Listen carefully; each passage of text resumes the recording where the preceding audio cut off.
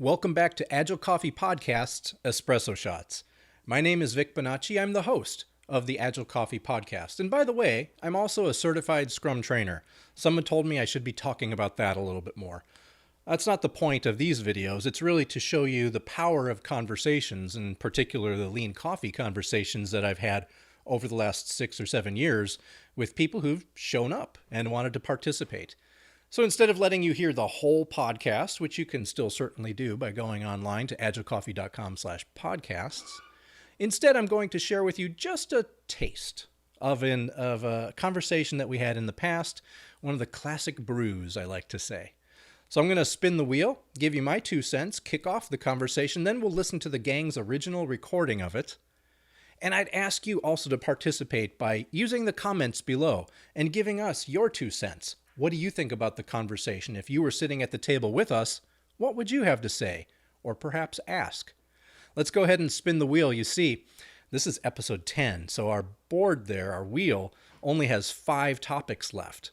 After we get done with all 5 of these topics, then I'll go ahead and reload the wheel with a whole fresh set of topics from the past. But let's give it a spin and see where we land. If it's an arrow, we keep going. Bound to be an arrow this time, right? Whee! And it's number 22. Okay. I believe this is our second topic from episode 22. You can go back to agilecoffee.com/episode 22 for the full Lean Coffee episode.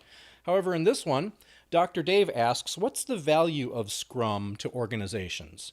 What's the value of Scrum to organizations? Now, specifically, Scrum. So when I hear this, I think, what type of an organization is this? Are they asking for Scrum? Are they familiar with Scrum? Are they new to it? Are they new to anything Agile at all? How have they been working in the past? There's any number of questions that I might ask before I start to say, yes, Scrum is appropriate for your group, your team, your organization, whatever it might be.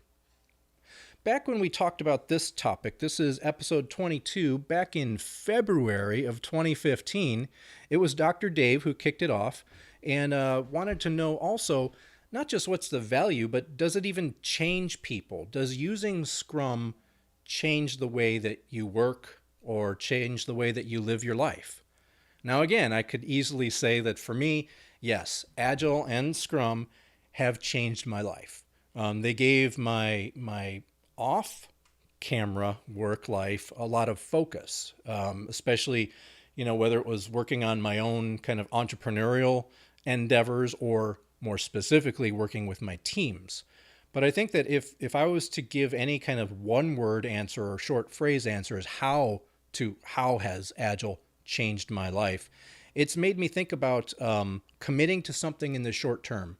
Focusing just on that, like putting the blinders on so that I can focus on that and not be distracted by any number of other things going on. And work to get that done. Be courageous in asking for things or demanding that you're going to get, a commitment to this work. And at the same time also kind of being open and transparent about the nature of the work and the nature of where you're at any given time. Notice how I kind of tied in the Scrum values to that, but that's really what it's provided me, is a focus on these Scrum values, which kind of encapsulate a lot around the empirical process of doing knowledge work, right? Okay, so enough from me. I'm going to turn it over to the gang and invite you to, in addition, comment down below and let us know what you think about how has Scrum changed you and what's the overall value of Scrum to organizations.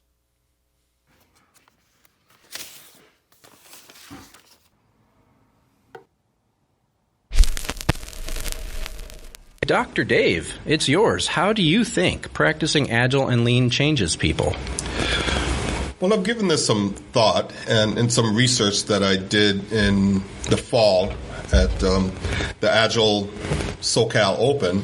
And the question came up because when you think of the principles of agility, of transparency, inspect, adapt, empiricism, how is that really affecting behavior in leaders and as well as the team? And then you think of the other principles of lean, respect for people, eliminate waste, deliver fast, optimize the whole. And I'm just naming just a few of these different principles that really are geared toward changing the way we act and behave. And I'm always curious to see how teams are maturing, how leaders are maturing through the process of building software or building a product in general. And I am not completely sure exactly how it changes people, but I know for myself personally that I'm a little kinder. I'm a little bit more thoughtful. I'm a bit more considerate in terms of how do I go about treating people and make sure that there's a great level of respect for them and to always empower them in whatever way that we can. So I'm curious to get feedback and insights into how is this really changing people? Is it really making a difference that we have identified things as to how we want to be transparent? Because people control and have power by making sure that they hide information or they keep all of that information to themselves and never share it with anyone else. And it's really walking through that process from beginning to end and across the organization. And how is this really been communicated, and what type of change management practices are we using to make sure that there is adoption, that we are assessing, that we understand the cultural shifts that has to take place within the organization. So I am opening this up for discussion. I like to give people my broad perspective, and with the panel here, jump on in. I mean, what's your thoughts? Give us some feedback about that. Yeah, I mean, I'm thinking, you could talk about personal change, and you could talk about in one individual, yourself, kind of be the change that you want to see. I think Gandhi was talking about that, right? Good one. That dude. And then there's changes in your team members going through their own changes, and then changes at the organizational level too, and what has to take place there. My first thoughts go back to kind of some of the Scrum values or even the Agile values, but the ideas of transparency and introspection and being able to adapt. Those are things that I feel have been kind of nascent in my own personality for so long, and maybe I've used them at the workplace or not, but certainly when I've started practicing Scrum and Agile, those were brought out. It's like you need to promote this, so you have to be that change that you want to see take place. So has it changed me? It's probably made me more aware of these characteristics, and it's emboldened me to take on and be an example. And by taking those risks, I've taken other types of risks. I can't think of anything specific right now necessarily, but it's made me kind of emboldened across my personality, if that makes any sense, outside of the workplace. Certainly. One of the areas that I also thought of as you were speaking is how do we handle feedback? And sometimes feedback will be brutal. Don't bruise me up too much. But how do we handle receiving feedback, and how do we handle giving feedback? I know that's one of the areas that I've had to work on to make sure that I could receive feedback, because a lot of times we get into our defensive mode. We know what we know, and we know it more than most people, and so that's one area that I see that I've worked on in terms of transparency and being able to inspect and adapt and really having great respect for others. What about you guys? Yeah, for me, it's been, I'm a lot more relaxed.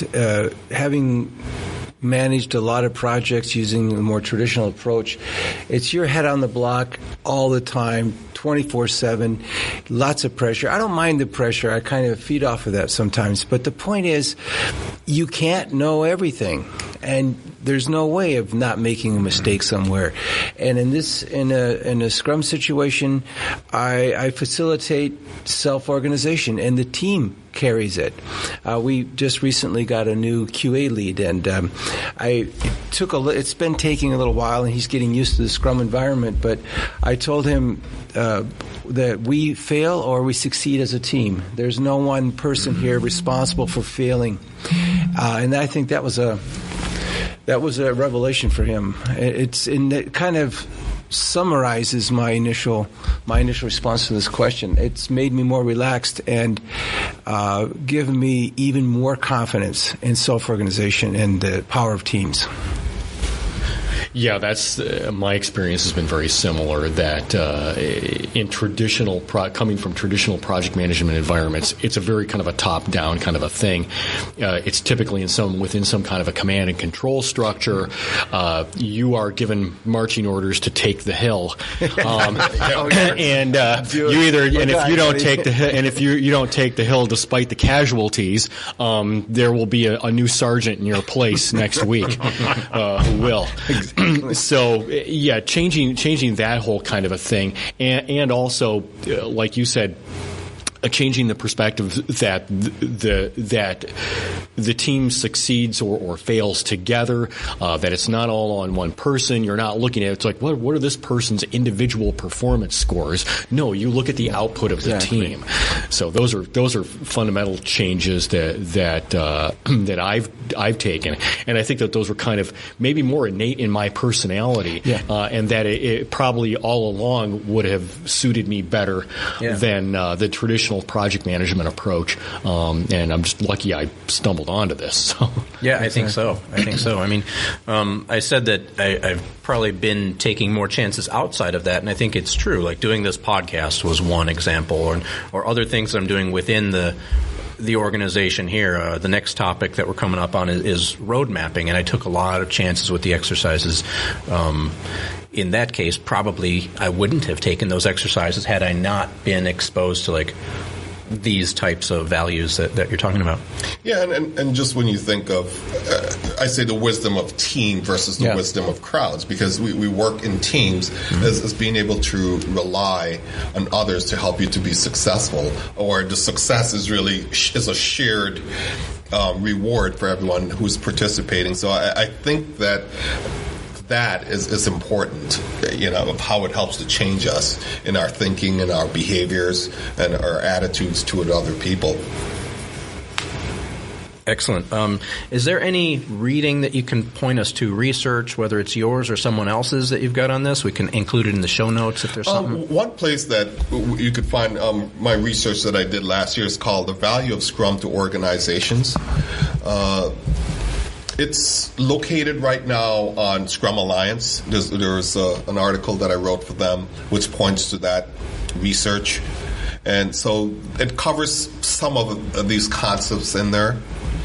But there'll be a brand new research that's coming out this year that I'm putting out that answers these questions based on the input of 12 individuals who are practicing agility in multiple levels.